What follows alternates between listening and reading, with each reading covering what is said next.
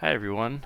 In this video we're going to take a look at the terrain tools in Unity. The terrain tools have received a pretty big update in the last year, and the terrain tools asset package, which was the update for the original terrain in Unity, is now rolled into the engine. Like, it's actually part of the game engine now. But there's a couple of things that we're going to have to do to set up the use of a terrain in Unity.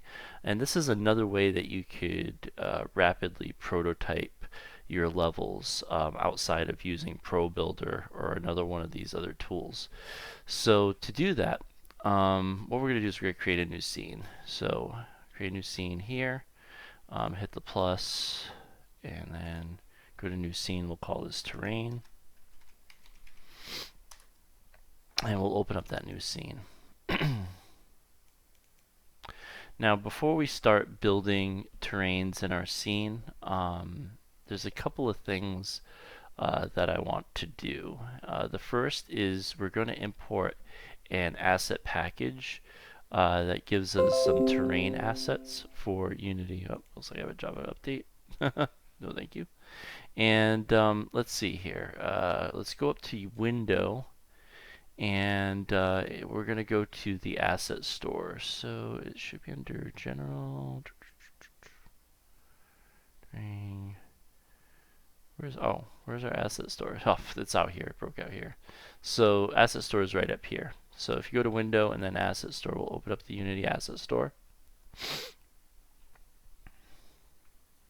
And once the Unity Asset Store is open, we'll look up Terrain Tools. Now you're going to want to make sure that you log in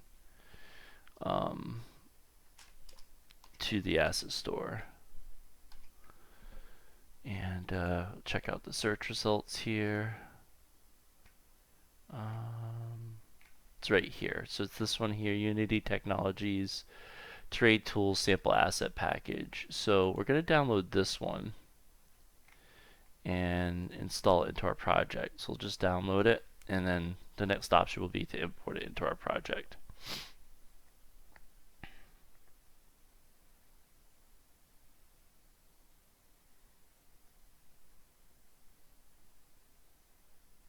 Okay, so I'll click the import button. I'm going to pause the video while it does this. Well, that was a lot quicker than I expected. But you can see here it gives you all of these assets, and the main thing that you want from this asset package is it has all these brush textures that are fantastic. If you just load in a terrain as it is, it's going to give you like 4 or 5 basic stamps. It also gives you some textures to work with as well. Now this terrain tools asset pack is great. I'm going to import it, but there is something that Unity used to have, and they haven't updated this in a while now. I wish they would do something like this again. But there's this thing called the standard assets package, and I think the last time they updated this was in Unity 5. And the standard assets package has an environment folder that has trees in it. It's got billboarded grass and that sort of thing as well in it. So I'm going to import that as well. So I'm going to go to standard assets, and it's this one, the one that looks like the old school toys that are on like the kind of the blister pack here. I'm going to go to this, and I'm going to download it, but when we go to import it, I don't want to import everything from this because I believe it's a pretty large package file size. It's 182 megabytes. It's not like huge, but it's got a lot of old dated stuff like character controllers and 2D scenes that we're probably not going to need. So we're going to filter out some of that stuff once we get to the import window. So I'm going to download this and pause the video. Alright, so it's downloaded and installed. This was actually a lot quicker than I thought it was going to be as well. So what we're going to want to do here is filter out some of the stuff that we're not going to need. Like, we're not going to need this audio mixer. I don't think I need any of these materials. I don't need any of this menu stuff.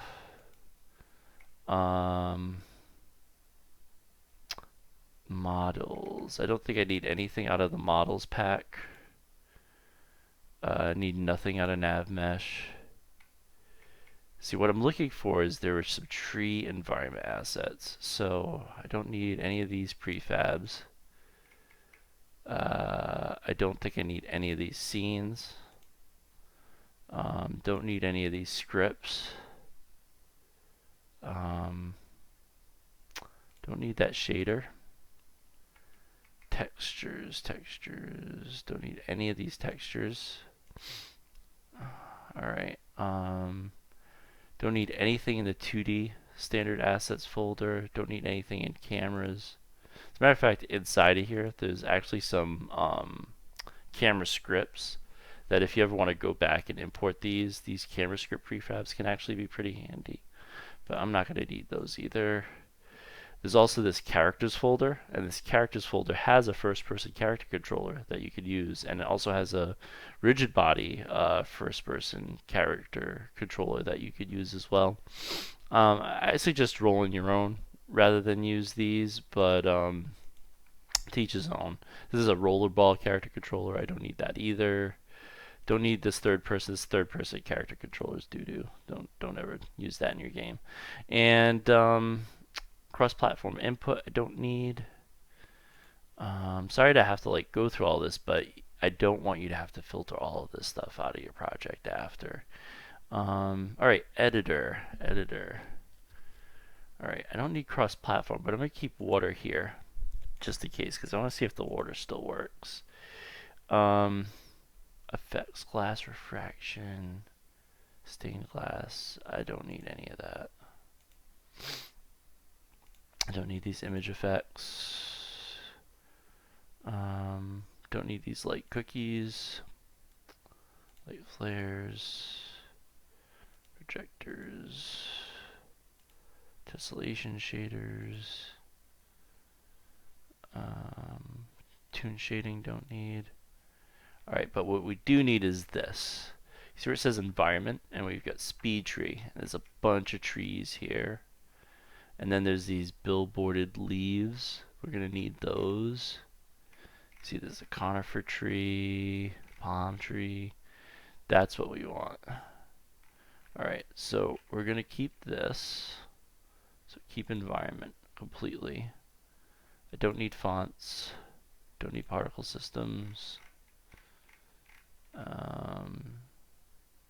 You know, I'm going to import these physics materials while we're here because these can actually be useful. Prototyping materials I do not need. Don't need any of their scripts. Although there are some pretty useful ones in there. But we'll leave that out for now.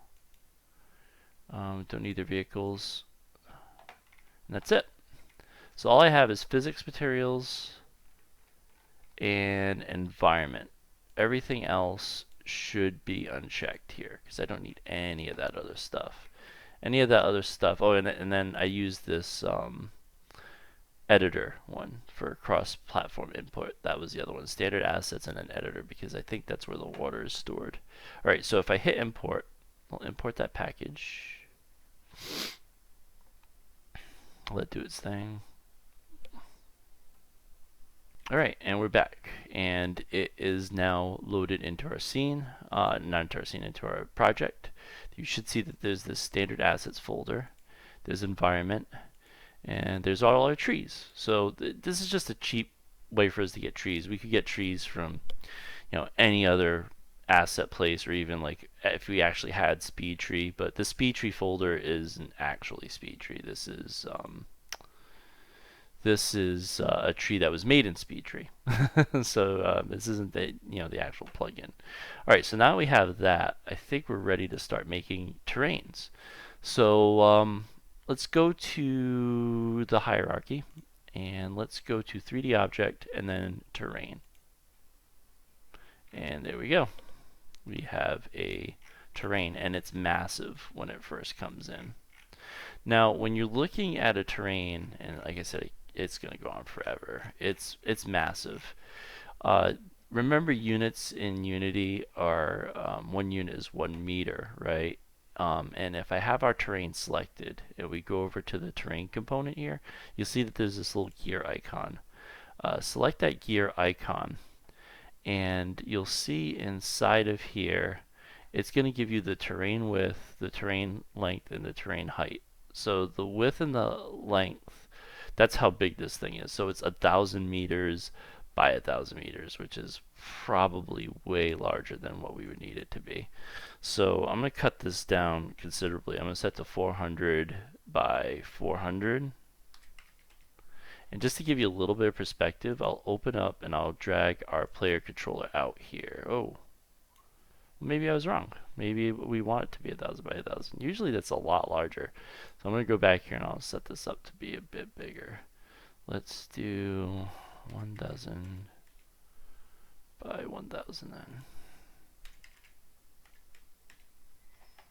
Yeah. Oh.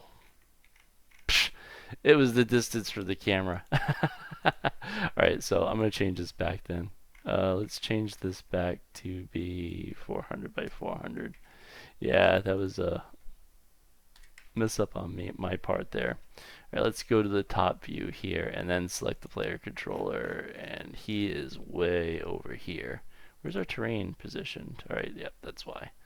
Alright, so let's grab the player character controller and move him, and I want to get into orthographic view just to make sure that he is above my terrain, and I'm going to move it down to 0 for now, and maybe just go up 1 meter here. And now you can see we're on top of the terrain. So yeah, I was right. The terrain is massive when it comes out of here. So you definitely want to cut down the size of that. Alright, so there's us on our terrain. And you can see if I zoom out, it's like a very, very, very vast area that we're working with here. But for now, I'm going to hide the player control. I just wanted you guys to get a sense of scale here, like how big this thing actually is. Alright, so the terrain settings, so that's where you can set those. And one of the things that I do want to mention here is there is this terrain height. That's the maximum height that this can go. And usually you don't want it to be larger than the height and width because it's going to look awfully distorted at that point, unless you're trying to do something that's completely custom. So I'm going to set this to 300 for now. And then detail resolution per pixel 32. This is how you can bump up the amount of detail that you get. And let's see here, grouping ID, tree detail and objects. This is like your draw distance. You're going to notice things like your trees will disappear at a certain distance. This is where this is edited. Same thing with wind and trees, like you can apply wind physics to the trees once we start placing those. Oh, and then right over here under texture resolutions, what you could do is import a raw image, which basically is an image that has no compression on it, that's black and white. And what it does is it uses that black and white image to extrude a terrain, which I could show you guys that in class, but or in a separate breakout video. Maybe I'll do that as a separate breakout video, how to import a height map to create a terrain. Because basically what's happening here is while we're painting on the surface, it's creating a black and white image, and it's using the different shades of gray between black and white to create depth. And then it uses that to tell the vertices how high they need to be on the terrain. That's pretty much how it works in layman's terms. But with that said, our terrain is pretty much set up to start working with it. So these are the basic settings. I don't know why they put them all the way here. I guess it's because more often than not you're going to be working with these tools once the terrain is created. So having the settings up front really makes more sense to have it on this end, because you don't want to be jumping across those tools. But I always thought that they possibly could have put the settings there. Now there's a couple of different options here, and this is a new one, and if you've used the terrain tool in previous versions of Unity, this menu is a little bit larger, and they've kind of collapsed different settings within this. So what this first option does, is it creates terrains around your terrain. So if I want to make my terrains bigger, I can click on this plus button and start creating terrains around it, which I don't want to do at the moment. The brush tool, this is where a lot of those original tools were collapsed. So we get these options for raising and lowering terrains, painting holes, which this is a new option, painting textures, which is how we're going to texture this thing, setting default heights, smoothing heights, and then also creating terrain stamps. But we're going to look at some of the basic features here, like raising and lowering terrain. And as you can see, if you look here, we've got a whole bunch of brushes here. And a lot of these brushes would not be available if we hadn't imported that asset package. We would have had only these in the top row and maybe a couple there. But what these brushes are basically height maps. And if I can come in here and start painting, you can see we can start to do things like create mountains, or if I do something a little bit smoother like this, I could create like these real kind of like Mario 64 cartoony hills. And I'm just clicking. If you click and hold down and drag, it will rapidly increase the height. And this is based off of the opacity and brush size settings here. So if I lower this quite a bit, you'll see that it goes up a lot slower. Okay.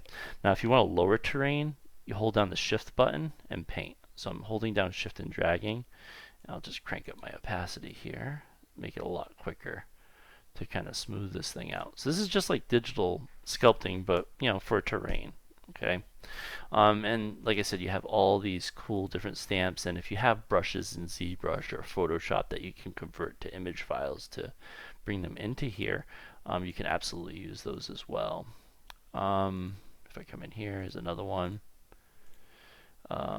And then there's all sorts of options beyond this to basically remap it. So they've really beefed up and made this robust. They even included like a new fall off graph that allows you to change what the fall off is of the extrusion that it creates. So if you were to mess with this graph and parabola to do something, you get a lot of presets here. It would change the fall off of the curve of how this mountain's created. So if I do something like this, you see that it kind of distorts that original image. But you can always change it back by coming back here and just using one of the presets there, and then holding down shift and erasing it. Okay. So that's pretty much the raise and lower terrain. There's a couple of options here. I go through all of these. We're really going to be here for a while. Paint holes. This is a new feature which allows you to actually paint a hole in the terrain. You need to, I believe you need to extrude this up first before you start painting holes though. So if I paint a hole, you'll see that it actually makes a hole in the terrain. Okay, that's pretty much what it does, and it allows you to like create things like caves and underground areas and so forth. I'm going to back this up to where I didn't have the tool, but that's a new feature, the paint holes feature. Another feature that we're going to want to take a look at is the paint texture feature. So the paint texture feature is how we would apply textures to this. Now the first texture you assign gets assigned to the entire thing. So it acts like a base texture. And they did this really cool thing with it where they call it terrain layers now. Like it's edited as layers. So each one is a successive layer. So I'm going to go to add layer. And that new asset package that we installed had us all these new layers by default. You can also click on this and go to create layer, and the other package that we installed had all sorts of other materials that we can use. Okay, and that's how you can create one from scratch, but we'll use the ones that we got from the terrain asset package. So I'm going to go to add layer, and we'll create one for sand here, and you'll see that it adds sand as the basis to the entire terrain. Now this is huge. Let's see, let's try to get real close to this. This particular layer is kind of large, so I think let's see what increasing the tiling does here. Let's go 200 by 200, and it makes it even bigger. So we want to reduce the tiling then. So let's go to 20 by 20, and you can see that adjusts the overall scale of our material. As a matter of fact, I could probably even go smaller to 5 and 5 and get a really much more dense sand texture there. And you can see if I zoom in here, if I zoom into these hills here, you know, it paints right over the terrain, and it does the entire terrain. Going back to the paint textures, if I want to add another one now, this one's not going to be added on top of everything, and I'll do moss for this one. And oof, that's a gross one. Let's see here. I'm going to remove that layer. Terrain layer. I think I might end up having to create my own because these are pretty gross. Add layer. Let's do dirt or rock. What does rock look like? Not liking any of these. Try rock. So you'll see there's this little blue highlight underneath, and that indicates which one you have selected. And you can come in here and start painting over it using the different paint texture brushes. So if we go over here, I grab like this one for example, you can see that this one kind of paints right over that. And it blends between the two depending on what the opacity is and what the brush size is and so forth. I don't like these, so I'm going to create a new one from scratch. I'm going to go to Create Layer, and I am going to look for Grass Hill. Grass Hill is the classic one. This one will be downloaded into Unity. And now if I come in here and select that grass, I should be able to paint this, and even has a better scale. So I don't know what they were thinking with that terrain asset package. So I can create grass in here in between this valley. I'm going to turn our player controller back on, and let's turn on the move tool. I'm going to move him to in that area where the grass is, and just move him above the terrain slightly and hit play. Oh, I still have my main camera in my scene, so you're going to want to uncheck the main camera and then hit play. And there we are. And we can see we've got a character controller here, and we can move around inside of this terrain. Now you could obviously create your own textures. You don't have to use the ones that we've downloaded in this asset package, but it just gives you some options to start off with. Alright, so let's edit this terrain a little bit more. Let's look at a couple of the other features. So I hope you get the idea of how these palettes and how the layers work. It's pretty simple, and if you need things like a normal map, I'm pretty sure that this hill grass has a normal map in here. Let's see. There's the moss normal map. There's the hill grass.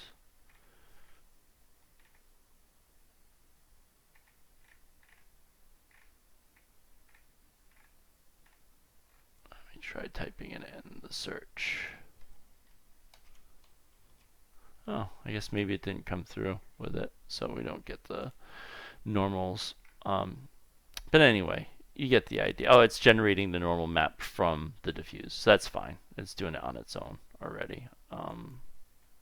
Where I think it was loaded in, maybe. I'm not sure. Anyway, that's basically how the different textures work. But I kind of want to make sure I get to some of the other tools here. Set height. We'll set it to a specific height.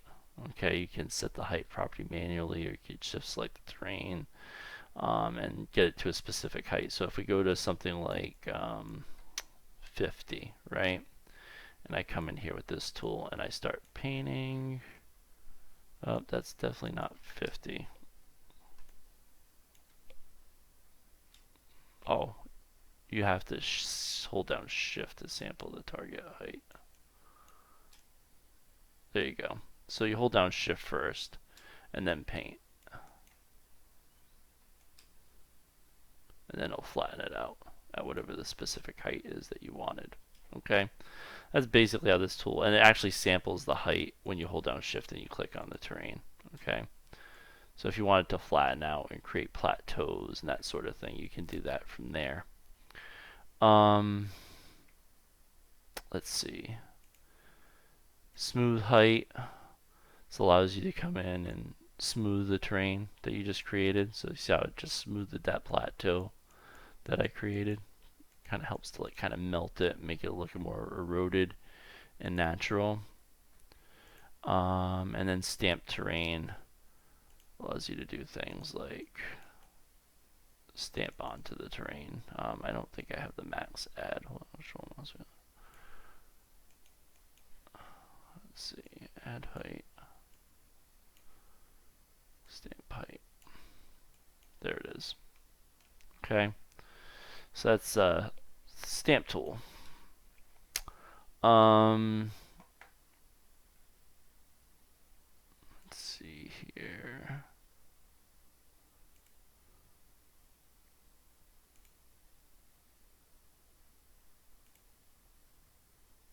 Trees.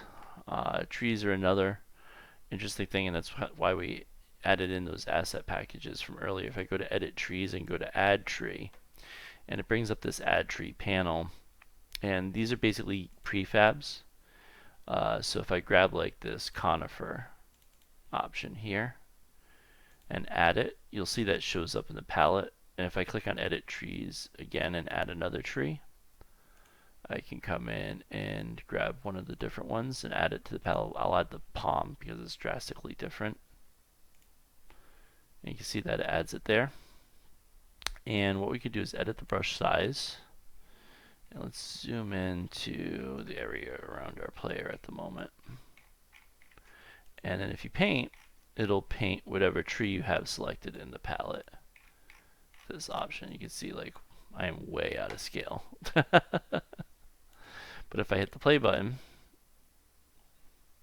we take a look around, we've now got trees inside of our scene. And I believe you have to also add on the collision to those. You have to turn on the collision for that too.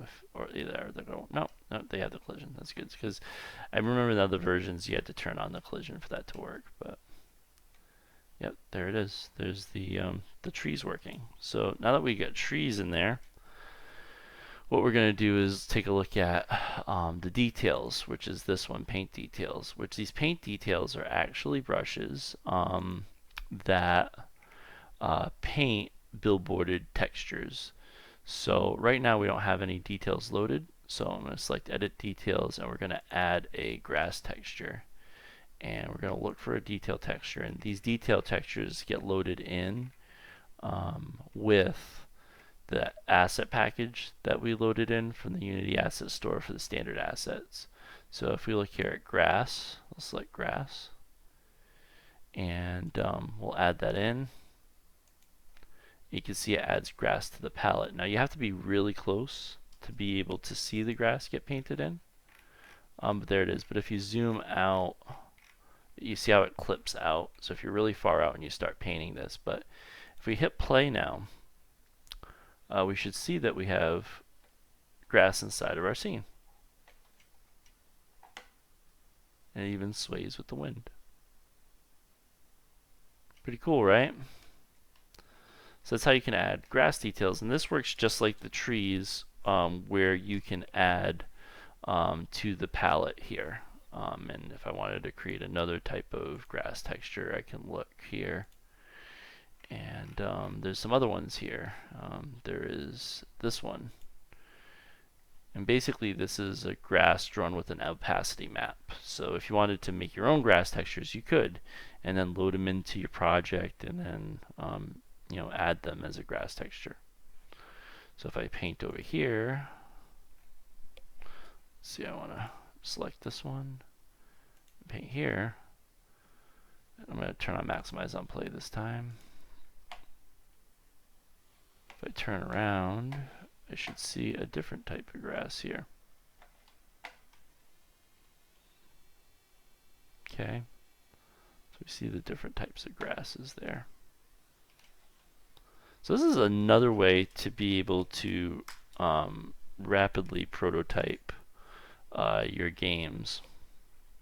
The other thing too is our character controller seems really short because when we created it, if you go to the player character controller, his height is 2, and I think a height of 3. No, 2 would be alright. Yeah, 2 meters would be alright. So you could adjust the camera and scale if you wanted to adjust some of this stuff. If you wanted to make him feel a little bit larger, but I don't know, the scale isn't too bad in this scene.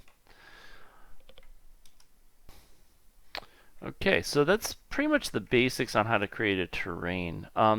Let's see, there's one last thing I want to look for, and that is inside of the project panel here.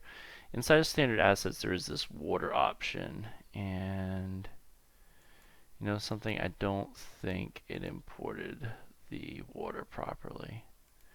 Yeah, it just ended up importing the editor scripts and not the prefabs. Oh no, it did. It did import it. So it's under environment. My bad. So if you look under environment, there's water. And there should be these prefabs. And there's Water Pro daytime and Water Pro nighttime. So since this is a daytime scene, I'm going to drag this out here. And I'm just going to put this out in our scene for now. Focus in on it. And this disk can be scaled up or down using the scale tool. Make it larger or smaller. So I'll make it a little bit larger, and I'll put it in one of these low areas, and you'll see that how it clips through the terrain in the scene. That's basically how this is supposed to work. And if I zoom in on it, you get an idea of how the water works here. So if I hit the play button, let's hit play. We're here inside of our terrain scene. If I walk over the hill here, I can kind of see we have some water here. Pretty neat, right? So that's how you can easily add some water effects using some of the Unity standard assets packages. Now, I want you to save this scene, and this video is getting a little bit longer than I'd like it to, but I'm going to do one more video on terrain, and we're going to look at some of the new tools that they're introducing to terrains beyond what we just looked at. We're going to have to import something called the preview package. This is stuff that's still in development, but the tools will give you a better indication as to how advanced this terrain tool is going to become in newer versions of Unity. So stay tuned for the next video.